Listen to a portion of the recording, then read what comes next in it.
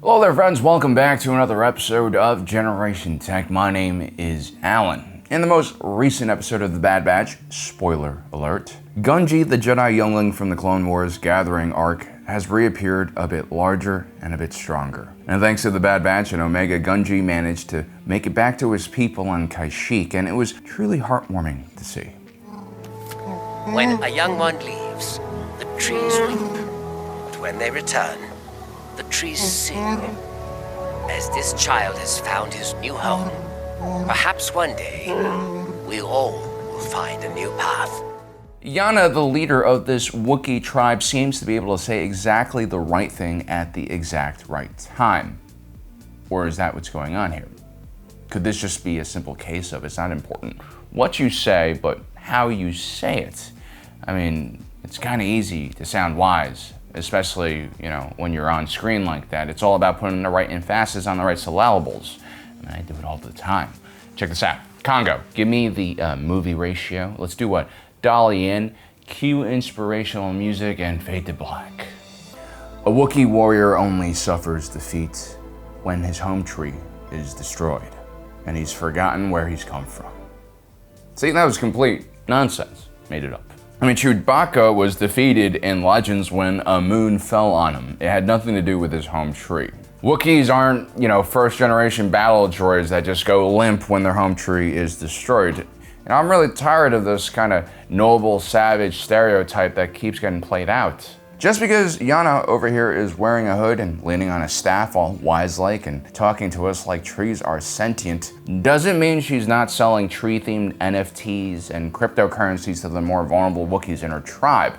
On a side tangent, this is why I hate the Avatar series. Like, we're supposed to root against humanity, which is dying and desperate for a resource that the Na'vi don't really even need or understand what it is. Plus, Jake Sully's a race traitor. Quaritch is a goddamn hero and a fine example of a Marine regrouping in hell and then assuming the strengths of his enemies, literally, or something like that. And Avatar 2 was like 1.5 hours too long.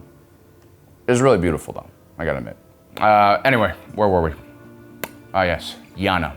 Yana thinking that the trees are singing because Gungi's returned home, well, that is kind of stupid. If you think about it, Han Solo is culturally more Wookiee than Gungi. He's actually spent a considerable amount of time around Wookiees. Heck, he even helped liberate their planet from Imperial warlords at the end of the Galactic Civil War before it was a cool thing to do. If anything, I think the Wookiees have already drafted Han Solo in the species draft.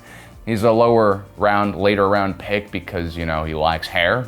I mean, I understand Yana and the Bad Batch's mentality here. Young Gungi clearly looks like a Wookiee, therefore he should belong to his own people, but that's actually kind of backwards thinking. And trust me, as a Chinese American, it's something that I've had to deal with quite a lot. When I talk to people from mainland China, they consider me a Chinese person who's kind of on an extended vacation and could easily return and live in China without any problems, which is just unfortunately not true. I love China. I love Chinese people, the food, the culture, the history, not the dolphins. But I was born in New York. I've lived here all my life, and I love American football and overpowered rear-wheel muscle cars. Two things that the Chinese are not dumb enough to introduce into their own societies, because who needs more people with head injuries? Plus, I'm annoyingly outspoken and independent-minded, which really doesn't bode well in a society where there's essentially no more room for people, let alone my bullshit shenanigans. I am also potentially blacklisted by the Chinese Communist Party, but that is a whole different matter. So the mentality behind a lot of these mainland Chinese people, and let's be honest, most of the world, especially in countries where the population are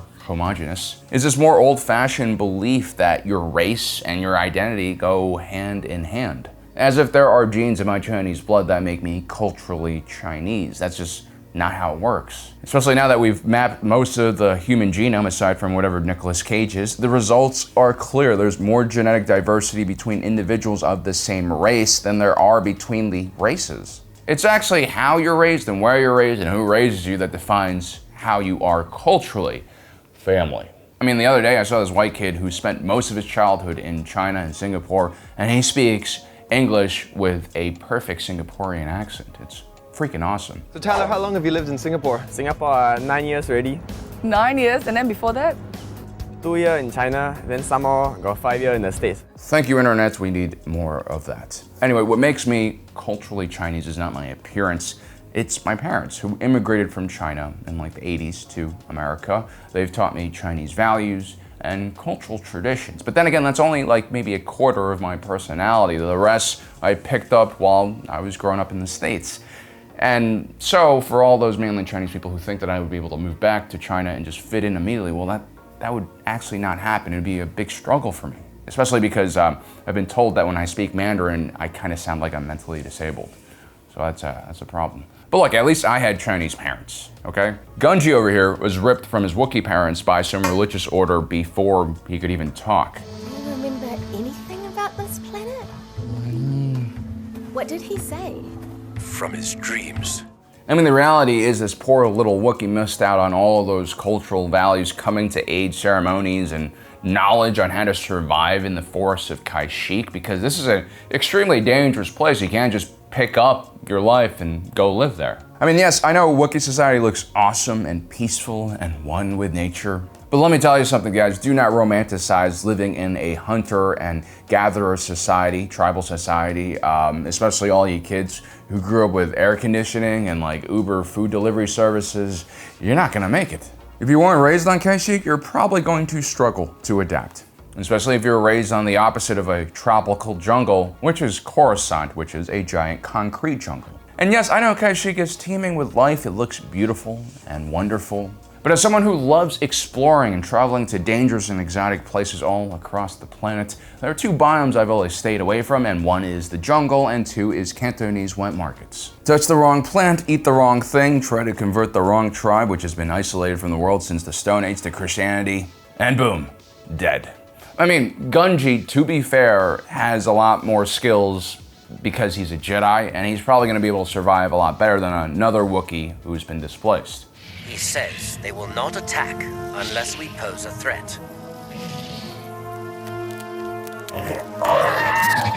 But compared to the average Wookiee who's grown up on Kashyyyk their entire lives, he's going to be behind a lot. And unfortunately for Gungi, he's already gotten a little older. He's missing out on his prime learning and absorbing information years. So the whole ordeal of him adjusting to Kashyyyk will take even longer. And again, I can't stress how dangerous the planet of Kashyyyk is. In Legends, Wookiees rarely ever ventured to the forest floor because of all of the dangerous animals and monsters that lived on the planet. And even then, Wookiees would go missing as frequently as overtrusting kids in unmarked white vans. And because Wookiee society is very tribal and traditional in nature, Gungi will stand out as an outsider in good ways and bad. It was extremely rare for Wookiees to become force sensitive and accepted into the Jedi Order, and so having someone like Gungi in their tribe will be a great boon and honor for Yana and her people. I mean, it is a really big flex to say I attracted the only Wookiee Jedi in a generation to my tribe, but still, Gungi is going to be seen as an outsider for better or worse, and he's going to be struggling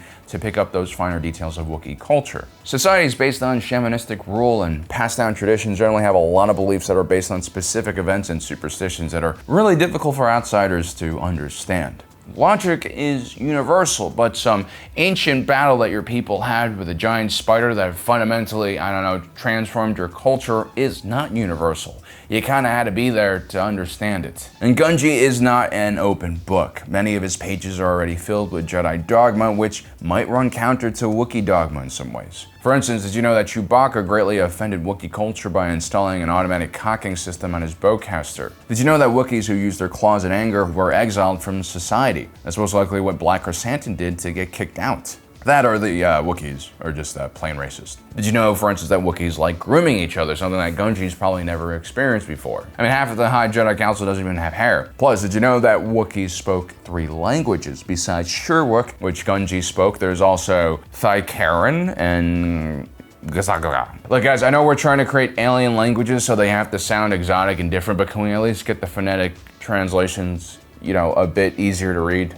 I'm struggling here. I really am. Plus, because of the rarity of Wookiees in the Jedi Order, Gungi most likely learned Sherwook from a droid. Languages are living things. They evolve. There's new slang, there's new words being introduced all the time. The Sherwook that Gungi speaks is probably very unique to just him and probably strange to other Wookiees. Language is more than just words. It's a vibe, it's a rhythm, and actually, depending on what language you speak, it can actually change how you think and see the world. Just because you know the words in a language doesn't mean you know how to converse fluently. Wait!